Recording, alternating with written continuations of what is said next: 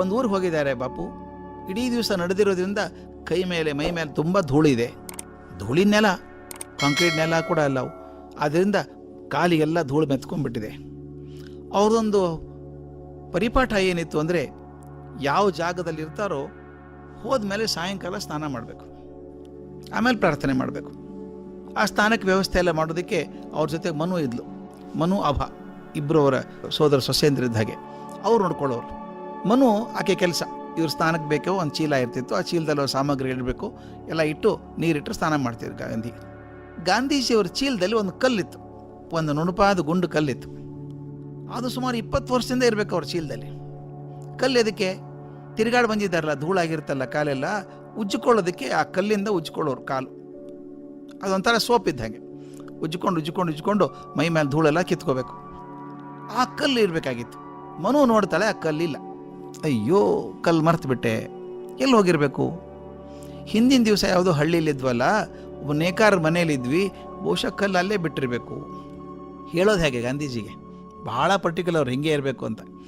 ಏಕೆ ಹೋಗಿ ಹೇಳಿದಂತೆ, ಬಾಪು ಆ ಕಲ್ಲು ಕಾಣಿಸ್ತಾ ಇಲ್ಲ ಅಂದರೆ ಎಲ್ಲಿ ಹೋಯ್ತದು ಅಂತ ಕೇಳಿದ್ರಂತೆ ಇವರು. ಬಹುಶಃ ನೇಕಾರ ಮನೆಯಲ್ಲಿ ಬಿಟ್ಟು ಬಂದಿರಬೇಕು, ಒಂದು ಬೇರೆ ಕಲ್ಲು ಇಟ್ಟಿದ್ದೀನಿ ಕಾಲು ಉಜ್ಕೊಳ್ಳೋದಕ್ಕೆ. ಆಯ್ತು ಅಂದರು. ಸ್ನಾನ ಮಾಡಿದರು. ಪ್ರಾರ್ಥನೆ ಆದಮೇಲೆ ಆಕೆನ ಕರೆದ್ರು ಮನುನ.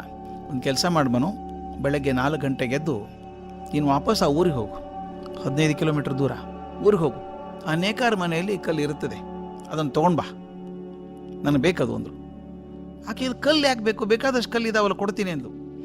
ನೀನು ಉದ್ದಾಡ್ತನದ ಮಾತಾಡಬೇಡ, ನೀನು ಸೀದಾ ಬೆಳಗ್ಗೆ 4 ಗಂಟೆಗೆ ಎದ್ದು ಹೋಗ್ತೀಯಾ, ಅವ್ರ ಮನೆಗೆ ಹೋಗಿ ಕಲ್ಲು ಹುಡ್ಕೊಂಡು ಬರ್ತೀಯ, ಕಲ್ಲು ಹುಡ್ಕೊಂಡೇ ಬರ್ಬೇಕು ನೀನು ಅಂದರು. ಆಕೆ ಗಾಬರಿ, ಪಾಪ ಸಣ್ಣ ಹುಡುಗಿ. ಕೇಳಿದ್ಲಂತೆ, ನನ್ನ ಜೊತೆಗೆ ಯಾರನ್ನ ಕರ್ಕೊಂಡು ಹೋಗ್ಲಾ ಅಂತ. ಬೇಡ, ತಪ್ಪು ಮಾಡಿದ್ದು ನೀನಲ್ವಾ, ಅವ್ರಿಗೆ ಯಾಕೆ ಶಿಕ್ಷೆ? ನೀನು ಒಬ್ಬಳೇ ಹೋಗ್ಬೇಕು, ಏನಾಗಲ್ಲ, ಈ ಜವಾಬ್ದಾರಿ ಏನೂ ಇಲ್ಲ, ಹೋಗ್ಬಾ ನೀನು. ಬೆಳಗ್ಗೆ ಹೋದ್ಲು. 4 ಗಂಟೆಗೆ ನಡ್ಕೊಂಡು ಹೋಗಿ ಆ ನೇಕಾರ ಮನೆ ಹುಟ್ಟೋತ್ತಿಗೆ ಆಕೆ ನೇಕಾರ ಹೆಂಡತಿಗೆ ಭಾಳ ಖುಷಿ ಆಯಿತು. ಮತ್ತೆ ಬಂದರು ಇವರು ಅಂತ. ಬನ್ನಿ, ಇಲ್ಲಮ್ಮ ನಿಮ್ಮ ಮನೆಗೆ ಇರೋಕ್ಕೆ ಬಂದಿಲ್ಲ ನಾನು, ಒಂದು ಕಲ್ಲಿತ್ತು ಬಾಪೂಜಿ ಕಾಲು ಉಜ್ಕೊಳ್ಳೋದು, ಗುಂಡು ನಯವಾದಂಥ ಕಲ್ಲಿತ್ತು, ಅದು ಎಲ್ಲಿದೆ ಅಂತ. ನಾನು ನೋಡಲಿಲ್ಲ ಅಂದ್ಲಕ್ಕೆ. ಮನೆಯೆಲ್ಲ ಹುಡುಕಿದ್ರು, ಎಲ್ಲೂ ಸಿಗಲಿಲ್ಲ. ಆಕೆ ಅಂದ್ಲು, ಅಯ್ಯೋ ನಮ್ಮ ಮನೆಯವ್ರ ಹುಡುಗರೆಲ್ಲ ಸೇರಿ ಇವರೆಲ್ಲ ಹೋದ್ಮೇಲೆ ಸ್ವಚ್ಛ ಮಾಡಿ ಕಸದ ಗುಂಡಿಗೆ ಹಾಕಿರ್ತಾರೆ, ಅಲ್ಲೇನೋ ಬಿದ್ದಿದೆ ನೋಡೋಣ ಬಾ ಅಂದರು. ಮನು ಪಾಪ ಮನಸ್ಸಿಲ್ದೇನೆ ಹೋಗಿ ಆ ಕಸದ ಗುಂಡಿಯಲ್ಲಿ ಇಳಿದು ಕಸ ಎಲ್ಲ ಶೋಧಿಸಿ ಹೊಡೆದಾಗ ಇತ್ತಪ್ಪ ಕಲ್ಲಿತ್ತದು. ಆಕೆಗೆ ಏನೋ ಒಂದು ಕೊಹಿನೂರು ವಜ್ರ ಸಿಕ್ಕಂಗೆ ಆಗಿರಬೇಕು. ತಂದನ್ನೆಲ್ಲ ನೀರಲ್ಲಿ ತೊಳ್ಕೊಂಡು, ಸಿಟ್ಟು ಬಂದಿತ್ತಲ್ಲ, ಉಪವಾಸ ಬೇರೆ ಇದ್ದಾಳೆ, 15 ಮೈಲ್ ನಡೆದು ವಾಪಸ್ ಬರಬೇಕಲ್ಲ, ಮತ್ತು 15 ಮೈಲ್ ನಡ್ಕೊಂಬಂದ್ಲು.